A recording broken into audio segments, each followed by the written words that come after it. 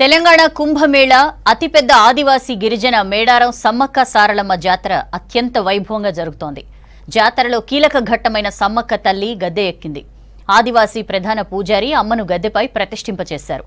చిలకలగుట్ట నుంచి సమ్మక్క తల్లిని ఆదివాసీ గిరిజన పూజారులు మేడారం తీసుకొచ్చారు. సమ్మక్క గద్దెల దగ్గరకు చేరుకోవడంతో భక్తుల దర్శనాలు నిలిపివేశారు. గద్దెల దగ్గర అంతా శుద్ధి చేశారు. అమ్మను గద్దెపై ప్రతిష్ఠించే సమయంలో లైట్లు ఆర్పివేశారు.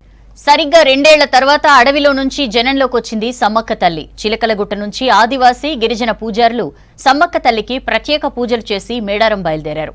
కుంకుమ భరిణె రూపంలో ఉన్న సమ్మక్కను భక్తి శ్రద్ధలతో భక్తుల దర్శనానికి తీసుకొచ్చారు. కోట్లాది మంది భక్తుల కొంగు బంగారమైన సమ్మక్క మరి కాసేపట్లో గద్దెపై దర్శనమివ్వనుంది. అడవి తల్లికి డప్పు చప్పుళ్లు, కొమ్ము కోయ నృత్యాలు, మేళ తాళాలతో స్వాగతం పలికారు భక్తులు. ఎర్రటి వస్త్రాలు కట్టుకున్న పూజారులు అత్యంత నియమనిష్టలతో అమ్మను చిలకలగుట్ట నుంచి భక్తుల దర్శనానికి తరలించారు. అమ్మవారి రాకకు స్వాగతం పలుకుతూ ములుగు జిల్లా ఎస్పీ శబరీష్ 3 రౌండ్లు గాల్లోకి కాల్పులు జరిపారు. రాష్ట్ర మంత్రి, స్థానిక ఎమ్మెల్యే సీతక్క, ఇతర జిల్లా అధికారులు ప్రభుత్వం తరపున సమ్మక్కకు స్వాగతం పలికారు. అమ్మ అరణ్యం నుంచి బయటకు రావడంతో భక్తులు జయ జయధ్వానాలు చేస్తూ తన్మయత్వంతో ఊగిపోయారు.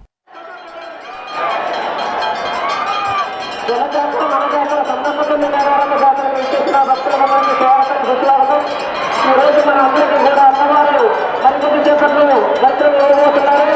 కాబట్టి భక్తులందరూ కూడా జై జై సమ్మక్క అనుకుంటూ జై జై నినాదాలతో అమ్మవారిని దర్శనం చేసుకోండి.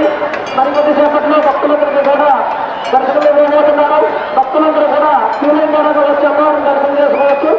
5 నిమిషాలు ఆ సమయంలో ఉపయోగించి చిలకలగుట్ట నుంచి మేడారం వరకు భక్తజన సంద్రమైంది. ఎక్కడ చూసినా ఇసుకేస్తే రాలనంతగా భక్తులు అమ్మకు స్వాగతం పలికేందుకు పోటీ పడ్డారు. శివసత్తుల పూనకాలు, గిరిజన సంప్రదాయాల ఆటపాటలతో ఆ ప్రాంతమంతా శిగం ఊగుతోంది. దారి పొడవునా రంగురంగుల ముగ్గులు వేసి దీపాలు వెలిగించారు మహిళా భక్తులు.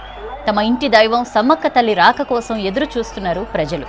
ఇక దారి పొడవునా భారీ బందోబస్తు ఏర్పాటు చేశారు పోలీసులు. ఎలాంటి అవాంఛనీయ ఘటనలు చోటు చేసుకోకుండా జాగ్రత్తలు తీసుకుంటున్నారు అధికారులు.